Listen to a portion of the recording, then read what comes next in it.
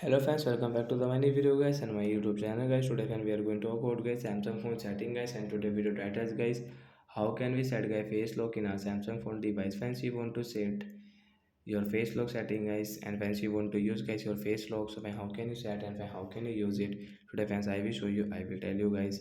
So open your phone setting to set guys your face lock setting. After on phone setting, I scroll it. Hence you can see get this privacy setting guys, tap here and guys again scroll. Hence you can see your biometrics, we will tap here guys. You can see face lock setting, we will tap here. So first of all guys, we will have to first of all set any lock screen, pin, password and pattern lock. So guys, example for guys, I will take guys this pattern lock, and guys don't forget your pattern, remember your pattern lock. So I will take this Z example for guys, you can select yourself, but I will take this Z, confirm it. So guys now we will have to show our face. So I show your face guys.